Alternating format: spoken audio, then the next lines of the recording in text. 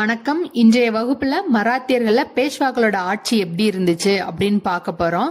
Last கிளாஸ்ல என்ன பார்த்தோம்? சிவாஜி அவர்களை பார்த்தோம். அதுக்கப்புறம் சாம்பாஜி ஆட்சிக்கு வந்தாருன்னு பார்த்தோம். அதுக்கப்புறம் தாராபாய்க்கும் சாஹுக்கும் போட்டி இருந்திருக்கும். அத நான் உங்களுக்கு சரி பண்ணி தர்றேன் அப்படின்னு சொல்லி பாலாஜி விஸ்வநாத் என்ன பண்ணிருவாரு? டேக் ஓவர் பண்ணிருவாரு. சோ இப்படித்தான் பேஷ்வாக்களோட ஆட்சி ஸ்டார்ட் ஆகுது. அப்படி முதல் பேஷ்வாவா இருந்தவர் யாரு? பாலாஜி விஸ்வநாத். 1713 இருந்து 1720 வரைக்கும். பாலாஜி விஸ்வநாத் பேஷ்வாவா இருந்த பீரியட்ல நம்ம பார்த்தோம்ல, சிவாஜி பீரியட்ல ஜாகீர் சிஸ்டத்தை ஒழிப்பாரு அப்படின்ட்டு. அந்த ஜாகீர் சிஸ்டத்தை திருப்பி கொண்டுட்டு வருவாரு பாலாஜி விஸ்வநாத். இந்த ஜாகீர் சிஸ்டம்னா என்ன அப்படின்னா, அதிகாரிகளுக்கு பணத்திற்கு பதிலா நிலத்தை குடுக்கறது சம்பளமா. சோ இந்த சிஸ்டத்தை இவரு திருப்பி கொண்டு வருவாரு. அதுவும் இல்லாம பேஷ்வாவோட பதவிய மரபு சார்ந்ததா மாத்துவாரு. இவருக்கு அப்புறம் இவரோட பையன், அவரோட பையனுக்கு அப்புறம் அவரோட பையன், அந்த மாதிரி மரபு வழியா கொண்டுட்டு வருவாரு. சரி, இவரோட பீரியட் எப்ப வரைக்கும் முடிஞ்சிருச்சு? 1720ஓட முடிஞ்சிருச்சு. இதுக்கப்புறம் யாரு வருவாருன்னு பார்த்தோம்னா, இவரோட பையன் முதலாம் பாஜிராவை சாஹு நியமிப்பாரு. முதலாம் பாஜிராவ் 1720 இருந்து 1740 வரைக்கும் பேஷ்வாவா இருந்திருப்பாரு. இவரு பாலாஜி விஸ்வநாத்தோட பையன் தானே, அப்ப குட்டி 16 அடி பாயனுள்ள இவர் என்ன பண்ணிருப்பாரு அப்படின்னா, மராத்திய சாம்ராஜ்யத்தை விரிவுபடுத்திருப்பாரு. யார் யாரெல்லாம் வீழ்த்தி அப்படின்னா, ஹைதராபாத் நிசாம், மால்வாவின் ரஜபுத்திர ஆளுநர் மற்றும் குஜராத் ஆளுநர், இவங்களெல்லாம் வீழ்த்தி மராத்திய சாம்ராஜ்யத்தை எக்ஸ்டெண்ட் பண்ணிருப்பாரு.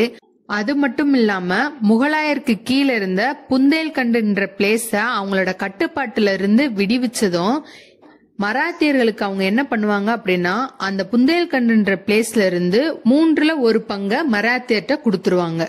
அதுக்கப்புறம் கோல்காப்பூரின் சாம்பாஜிக்கு நீங்க சாஹுவோட இறையாண்மையை ஏத்துக்கணும், அதாவது சாஹுக்கு கட்டுப்பட்டு நீங்க நடக்கணும் அப்படின்னு சொல்லி பார்னா ஒப்பந்தத்தின்படி சாம்பாஜிக்கு நெருக்கடி கொடுப்பாரு இந்த முதலாம் பாஜிராவ். ஏன் சாஹுவோட இறையாண்மையை ஏற்க சொல்லணும்? பேஷ்வாக்கள் தான் உண்மையான அதிகாரம் படைத்தவர்களா இருக்காங்க அப்படின்னு பார்த்தோம். அப்புறம் ஏன் பேர் போடுறது மட்டும் சாஹுவோட பேரை போடுறாங்க அப்படின்னா, சாஹு மன்னர், எங்க பேர் போட்டாலும் மன்னர் பேரை போடுவோம், ஆனா நாங்க ஆட்சி பண்றது பேஷ்வாக்கள் நாங்க தான் பண்ணுவோம் அப்படின்னு பண்ணியிருந்தாங்க. இப்போ நம்ம நாட்டுல யாரு பேரளவுல நிர்வாகம் பண்றாங்க? Honourable president. ஆனா உண்மையான நிர்வாகம்ன்றது யார்கிட்ட இருக்கு? Honourable prime minister. இப்ப நம்ம நாட்டுல இருக்கிற நடைமுறைய முன்னாடியே ஃபாலோ பண்ணிருக்காங்க மராத்தியர் பீரியட்ல பேஷ்வாக்கள். ஓகேவா?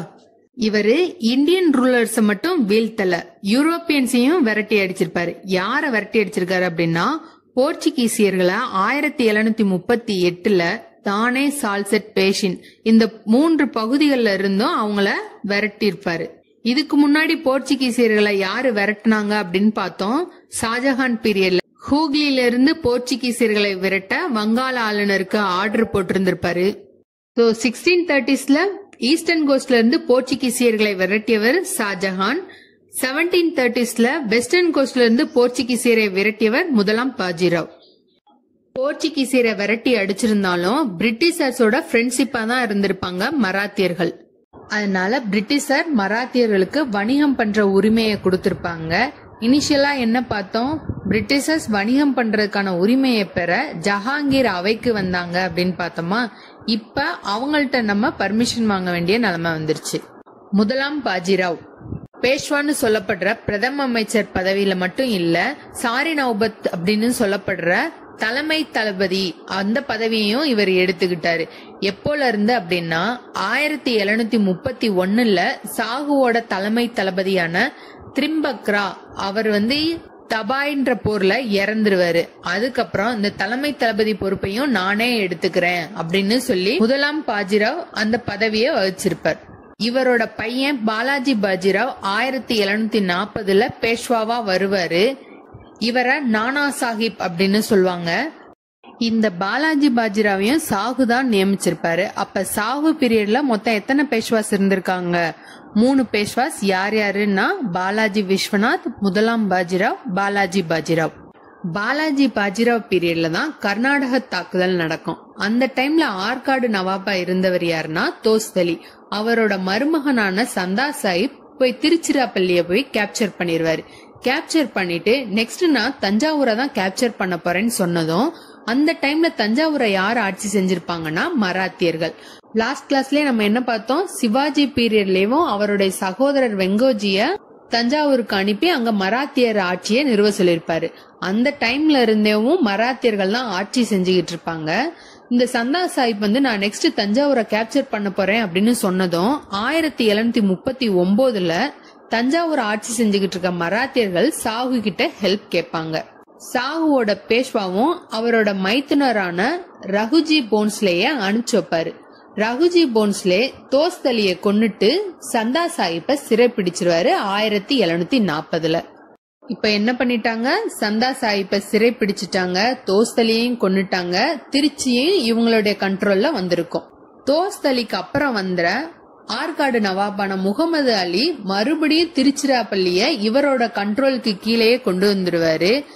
1743ல முகமது அலி திருச்சியை கைப்பற்றினதும் பேஷ்வா தனது சகோதரரான சதாசிவராவை திருப்பி அனுப்புவாரு திருச்சியை கைப்பற்ற. ஆனா இந்த டைம் மராத்தியர்களால திருச்சியை கைப்பற்ற முடியாது. ஓகே, இதோட பாலாஜி பாஜிராவ் ஆட்சிய ஸ்டாப் பண்ணிட்டு கர்நாடக போரை பத்தி பேச போறோம். யாரும் குழப்ப வேண்டாம், என்னடா இது மராத்தியர்களை பத்தி பேசுறப்ப கர்நாடக போர் வந்துருச்சு அப்படின்னு.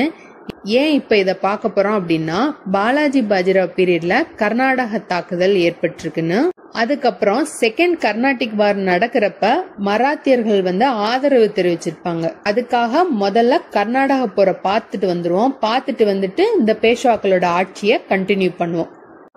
ஓகே, இப்ப கர்நாடிக் வார்ல ஃபர்ஸ்ட் இந்த கர்நாடிக் ரீஜியன்றது என்ன அப்படின்னு தெரிஞ்சுக்கணும்.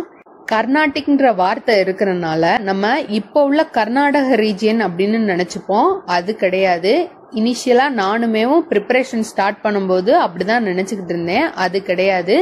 தமிழ்நாட்டில் இருக்கிற சில பகுதிகளும் ஆற்காட்டை தலைமையிடமா வச்சு கர்நாடிக் ரீஜியன் இருந்துச்சு.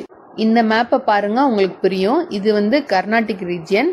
இப்ப உள்ள கர்நாடகா பகுதியை அப்ப என்ன சொல்லுவாங்க அப்படின்னா மைசூர் ரீஜியன். அந்த ரீஜியனை ஆட்சி செய்தவங்க உடையார் வம்சத்தினர். திப்பு சுல்தான், ஹைதர் அலி எல்லாம் மைசூர் வார் பார்க்கும்போது பார்ப்போம். ஏன் இந்த கர்நாடக போர் நடந்துச்சு அப்படின்னா, யூரோப்பியன்ஸ் யாரு அவங்களுடைய மேலாதிக்கம் இருக்குது அப்படின்றத காட்ட அவங்களுக்குள்ளேயும் நடத்திக்கிட்ட போர் தான் இந்த கர்நாடக வார். அதுலயுமே இந்த முதல் கர்நாடக போரும் மூன்றாம் கர்நாடக போரும் யூரோப்ல நடந்த ரெஃப்ளெக்ஷனா தான் இங்க நடந்திருக்கும். முதல் கர்நாடக போர் ஆஸ்திரிய வாரிசுரிமை போர் யூரோப்ல நடந்திருக்கும். அத ரெஃப்ளெக்ஷன் பண்றதுக்காக நீ பெரியாளா நான் பெரியாளா அப்படின்னு காட்டுறதுக்கு இந்தியால பிரெஞ்சுக்காரர்களும் பிரிட்டிஷர்ஸும் சண்டை போட்டிருப்பாங்க. அதுதான் முதல் கர்நாடிக் வார். மூன்றாம் கர்நாடக போர்ன்றது யூரோப்ல நடந்த 7 ஆண்டு போரோட ரெஃப்ளெக்ஷன் தான் இங்க மூன்றாம் கர்நாடக போராவா இந்தியாவில நடந்திருக்கும். இந்த முதல் மற்றும் மூன்றாம் கர்நாடக போர் யூரோப்ல சமரசமா போய் ஒரு உடன்படிக்கை நடந்ததும் இந்தியாலயும் அந்த போர் முடிஞ்சிருக்கும். இந்த இரண்டாம் கர்நாடக போருக்கு காரணம் என்னன்னா, ஹைதராபாத் நிசாம் பதவிக்கும் கர்நாடக நவாப் பதவிக்கும் வாரிசுரிமை போர் ஏற்பட்டிருக்கும். கர்நாடக நவாப் பதவிக்கு யார் யாரு போட்டிட்டு இருப்பாங்க அப்படின்னா, நம்ம பார்த்தோம் 1740ல ரகுஜி போன்ஸ்லே சந்தா சாஹிப்ப சிறைபிடிச்சு வச்சுட்டாருன்னு. 1748ல அவரை ரிலீஸ் பண்ணதும் கர்நாடக நவாபா நான் தான் வருவேன் அப்படின்னு அன்வருதீனோட சண்டை போடுவாரு. அன்வருதீனுக்கு பிரிட்டிஷார்ஸும் சந்தா சாஹிப்க்கு பிரெஞ்சும் ஹெல்ப் பண்ணுவாங்க. இது கர்நாடக நவாப்க்கு சண்டை போடுறாங்க. அப்ப ஹைதராபாத் நிசாம்க்கு யார் சண்டை போடுவாங்க அப்படின்னா, ஹைதராபாத் நிசாம் ஆசப் ஷா இறந்துருவாரு 1748ல. அவர் இறந்ததுக்கு அப்புறம் அவருடைய மகனான நாசிர் சங்கும் அவருடைய பேரனான முசாஃபர் சங்கும் சண்டை போடுவாங்க. நாசிர் சங்குக்கு பிரிட்டிஷார்ஸும் முசாஃபர் சங்குக்கு பிரெஞ்சும் ஹெல்ப் பண்ணுவாங்க. இந்த நிசாம் ஆசப் ஷா அப்படின்றவர் யாரு அப்படின்னு ஒரு குட்டி பிளாஷ்பேக் பார்த்துட்டு வந்துருவோம். வரலாறுக்குள்ள வரலாறு இருக்குன்னு யாரும் குழப்ப வேண்டாம், ஜஸ்ட் நிதானமா கேளுங்க. ஏன்னா நம்ம இப்ப பார்க்க போறது லேட்டர் முகல்ஸ்ல ஒரு ஆளு. அவரை பார்த்துட்டோம்னா நம்ம மூன்றாவது பானிபட் போரோட கனெக்ட் பண்ணிடுவோம். லேட்டர் முகல்ஸ்ன்றவங்க அவுரங்கசீப்க்கு அப்புறம் 1857 வரைக்கும் ஆட்சி செஞ்சவங்க. லேட்டர் முகல்ஸ்ல யார பார்க்க போறோம்னா முகமது ஷா ரங்கீலா. இவரோட பீரியட்ல தான் நாதிர் ஷா படையெடுத்து வருவாரு. படையெடுத்து கோஹினூர் வைரம், அதுக்கப்புறம் ஷாஜஹானுக்குன்னு ஒரு மயிலாசனம் செஞ்சிருப்பாங்களா, அதையும் இவர் கொள்ளையடிச்சிட்டு போயிருவாரு. இந்த நாதிர் ஷாட்ட தளபதியா இருந்தவர் தான் அகமது ஷா அப்தாலி. அவர் தான் 3ஆம் பானிபட்டு போருக்கு காரணமானவர். இந்த முகமது ஷா பீரியட்ல தான் 1724ல நிசாம் உல் முல்க் ஆசப் ஷா அப்படின்றவரு ஹைதராபாத்தை சுதந்திர அரசா அறிவிச்சிருப்பாரு. இதுக்கு முன்னாடி யார் யாரோட பீரியட்ல எல்லாம் சுதந்திர அரசா அறிவிச்சிருக்காங்கன்னு பாத்துருக்கோம். டெல்லி சுல்தான் பீரியட்ல முகமது பின் துக்ளக் பீரியட்ல என்ன பண்ணுவாங்க அப்படின்னா மதுரை, அப்புறம் பாமினி சுல்தான்ஸ் இவங்க எல்லாம் வந்து சுதந்திர அரசா அறிவிச்சிருப்பாங்க. முகலாயர் பீரியட்ல ஜஹாங்கீரோட பீரியட், அவரோட பீரியட்ல அகமது நகர மாலிக் அம்பர் சுதந்திர அரசா அறிவிச்சிருப்பாருன்னு பார்த்தோம். லேட்டர் முகல்ஸ்ல யார் பீரியட்னா முகமது ஷா பீரியட். இவரோட பீரியட்ல ஹைதராபாத், அப்புறம் வங்காளத்தை வந்து முர்ஷித் குலிகான் அப்படின்றவரு சுதந்திர அரசா அறிவிச்சிருந்திருப்பாரு. ஓகேவா, இவங்க 3 பீரியட்லயும் சுதந்திர அரசா அறிவிச்சிருப்பாங்க. இத மேபி கூட கொஸ்டினா கேட்கலாம். லாஸ்ட் கிளாஸ கம்பைன் பண்ணி சொல்றதேவும் உங்களுக்கு ரீகால் ஆகணும்ன்றதுக்காக தான். யார் யாரோட பீரியட்ல சுதந்திர அரசுகளா அறிவிச்சுக்கிட்டாங்க அப்படின்னா இவங்க 3 பேர் பீரியட்ல. இப்போ கர்நாடக போர் கதைக்கு வருவோம். முகமது ஷா பீரியட்ல சுதந்திர அரசா அறிவிச்சுக்கிட்ட நிசாம் உல் முல்க் ஆசப் ஷா இறந்ததுக்கு அப்புறம் அவரோட பையனும் பேரனும் சண்டை போடுறாங்க. பையனான நாசிர் சங்க்கு ஆதரவா பிரிட்டிஷர்ஸும், பேரனான முசாபர் சங்க்கு பிரெஞ்சும் ஹெல்ப் பண்ணாங்கன்னு பார்த்தோம். இந்த முசாபர் சங், சந்தா சாஹிப், பிரெஞ்சு கவர்னர் டியூப்ளே இவங்க 3 பேரும் கூட்டணி சேர்ந்துருவாங்க. கூட்டணி சேர்ந்து கர்நாடக நவாப் அன்வருதீனை கொன்றுவாங்க. அன்வருதீனை கொன்னதும் கர்நாடக நவாபா சந்தா சாஹிப் உட்காந்துருவாரு. இப்ப அன்வருதீன் பையன் முகமது அலி திருச்சிக்கே ஓடிடுவாரு. நம்ம ஆல்ரெடி என்ன பார்த்தோம், 1743ல முகமது அலி திருச்சியை கைப்பற்றுவார்னு. இப்ப அவருடைய கோட்டை திருச்சிக்கேவும் திருப்பி போயிருவாரு முகமது அலி. திருச்சிக்கு போன முகமது அலியை கொல்றதுக்காக சந்தா சாஹிப் திருச்சிக்கு போயிருப்பாரு. அந்த டைம்ல பிரிட்டிஷர்ஸோட தளபதியா இருந்த ராபர்ட் கிளைவ் என்ன பண்ணிருப்பாருன்னா, இவர் திருச்சிக்கு போன டயத்துல ஆற்காட்டை கைப்பற்றிருப்பாரு. திருச்சியில சந்தா சாஹிப்பையும் கொண்டிருப்பாங்க. முகமது அலிய ஆற்காடு நவாபா ஆக்கியிருப்பாங்க. ஓகே, இப்ப கர்நாடக நவாப் பதவிக்கு முகமது அலிய உட்கார வச்சிட்டாங்க. இப்ப ஹைதராபாத் நிசாம் பதவிக்கு என்ன பண்றாங்கன்னு பாப்போம். பிரெஞ்சுக்காரங்க நாசிர் சங்க கொன்னுட்டு முசாபர் சங்க நிசாம் ஆக்கியிருப்பாங்க. இந்த முசாவர் சங்கையும் கொன்னுட்டு ஜலபத் சங்ன்றவரை பிரெஞ்சு படை தளபதி புஷி வந்து ஹைதராபாத் நிசாமா ஆக்கிடுவார். இந்த 2ஆம் கர்நாடக போர் பாண்டிச்சேரி உடன்படிக்கையோட முடிவுக்கு வந்துடும். நான் கர்நாடக போர்ல எல்லாமே உங்களுக்கு நான் சொல்லல. இந்த பேஷ்வாக்கள் ஆட்சி பாக்குறப்ப கர்நாடக தாக்குதல் நடந்துச்சு, அதனால அது சம்பந்தப்பட்ட விஷயங்களை மட்டும் சொல்லியிருக்கேன். இப்ப நம்ம பேஷ்வாக்களோட ஆட்சியை கண்டினியூ பண்ணுவோம். ஹைதராபாத் நிசாம் பதவிக்கு யாரு சண்டை போட்டாங்கன்னு பார்த்தோம், முசாபர் சங்கும் நாசிர் சங்கும். இந்த நாசிர் சங் பதவிக்கு வரணும்னு ஆதரவு தெரிவிச்சவர் தான் பேஷ்வாவான Balaji Bajirao.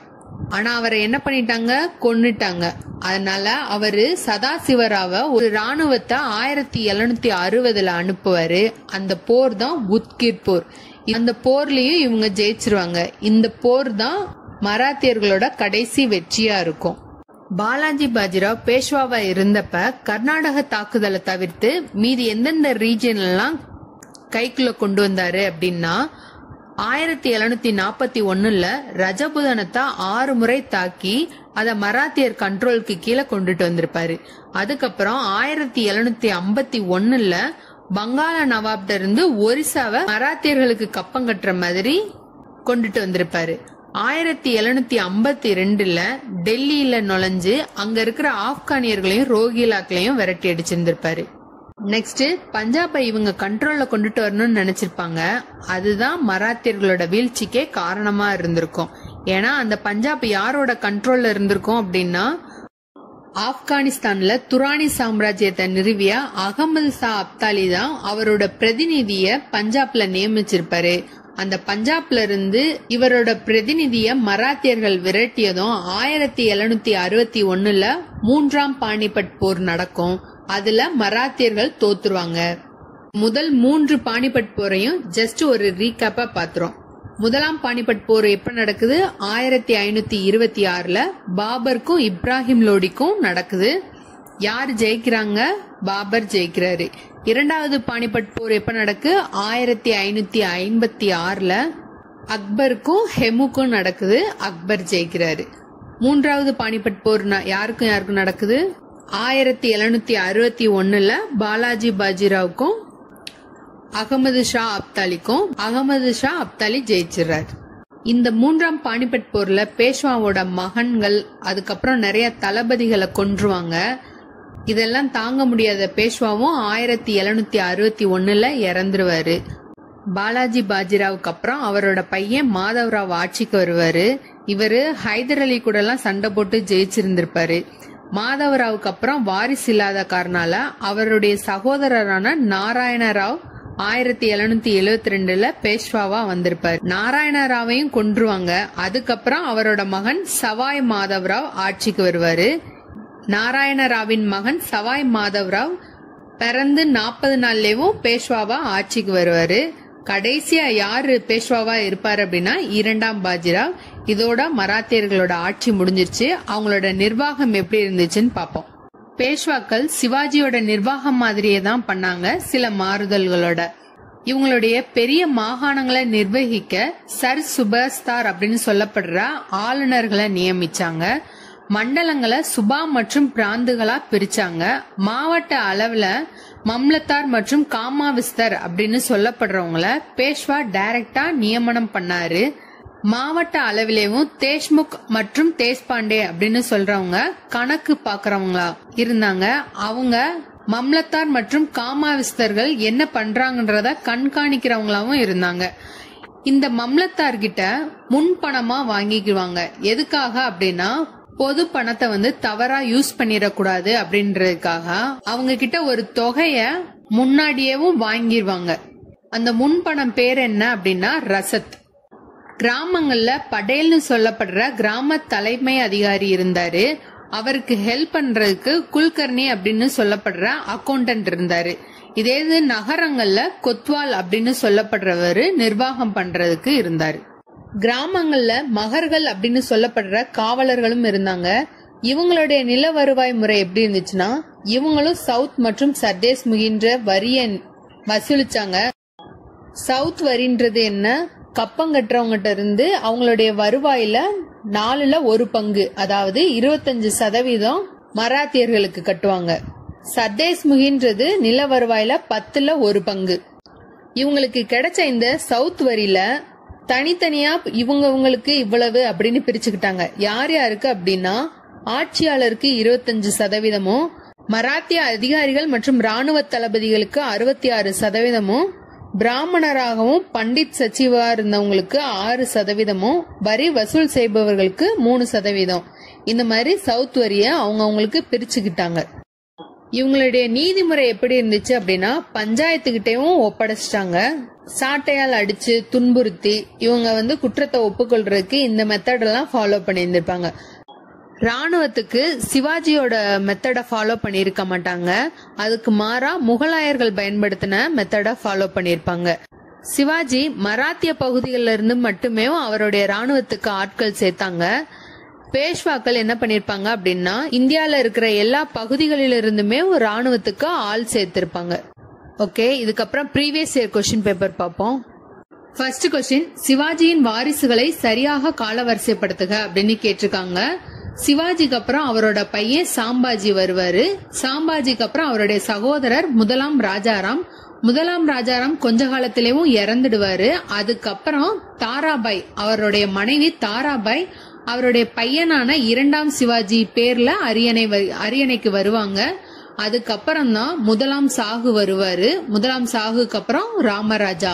So option A. Second question, the second founder of the Maratha kingdom was. ஏன் பாலாஜி விஸ்வநாத்த மராட்டிய பேரரசின் 2வது நிறுவனர் அப்படின்னு சொல்றோம் அப்படின்னா சிவாஜிக்கு அப்புறம் வந்த சாம்பாஜி, சாகு இவங்க பீரியட்லாம் சரியான நிர்வாகம் இருந்திருக்காது. இவரோட பீரியட்ல தான் மராத்தா கிங்டம் ஒருங்கிணைப்பாரு. அதனால மராட்டிய பேரரசின் 2வது நிறுவனர் அப்படின்றவர் யாருன்னு கேட்டா பாலாஜி விஸ்வநாத். நெக்ஸ்ட் கொஸ்டின், மிகவும் சக்தி வாய்ந்த பேஷ்வா யார் அப்படின்னா முதலாம் பாஜிராவ். நெக்ஸ்ட் கொஸ்டின், 3ஆம் பானிபட் போருக்கு பின் மராட்டிய சிம்மாசனத்தில் அமர்ந்தவர் யார்? பானிபட் போர் நடக்கிறப்ப பேஷ்வாவா இருந்தவர் யாரு? பாலாஜி பாஜிராவ். அந்த பாலாஜி பாஜிராவோட பையன் மாதவராவ் தான் 3ஆம் பானிபட் போருக்கு பின்னாடி இருப்பாரு. நெக்ஸ்ட் கொஸ்டின், கூற்று. 3ஆம் பானிபட் போர் ஆங்கிலேயரின் அதிகார எழுச்சிக்கு வழிவகுத்தது. கரெக்ட். ஏன்னா 3ஆம் பானிபட் போருக்கு அப்புறம் மராத்தியர்களும் வீழ்ச்சி அடைய ஆரம்பிச்சிருவாங்க. முகலாயர்களும் அங்க டெல்லியில அவ்வளோ சீரும் சிறப்புமா இருக்க மாட்டாங்க. அதனால ஆங்கிலேயர்களோட அதிகார எழுச்சிக்கு 3ஆம் பானிபட் போர் ஒரு காரணமா இருந்திருக்கும். இதுக்கான காரணம் என்ன அப்படின்னு கொடுத்திருக்காங்க அப்படின்னா, இத்தோல்வி மராத்தியருக்கும் முகலாயருக்கும் ஒரு பெரிய அதிர்ச்சியை கொடுத்தது. கரெக்ட். சோ ஆப்ஷன் ஏ கூற்று சரி. காரணம் கூற்றின் சரியான விளக்கம் ஆகும். ஓகே, இந்த கொஸ்டின் பாருங்க. சரியான இணை என்னன்னு கேட்டிருக்காங்க. கீழே என்ன கொடுத்திருக்காங்க அப்படின்னா மராத்திய குடும்பங்களை கொடுத்திருக்காங்க. முதலாம் பாஜிராவ் பீரியட்ல இந்த மராத்திய குடும்பங்களை ஒருங்கிணைச்சிருப்பாரு. போன்ஸ்லே நாக்பூர். கரெக்ட். ஹேக்வாத்ன்றவங்க பரோடான்ற பகுதியில, ஹோல்கர் அப்படின்றவங்க இந்துன்ற பகுதியில, சிந்தியா குவாலியர், பேஷ்வான்றவங்க புனேல. So answer B. ஓகே, இதோட நம்ம மராத்தியர்கள்ல பேஷ்வாஸ் பார்த்துட்டோம். ஆங்கிலோ மராத்திய போர்களை ஆங்கிலேயருக்கு எதிரான தொடக்க கால கிளர்ச்சின்ற டாபிக்கு கீழே பார்த்துருவோம்.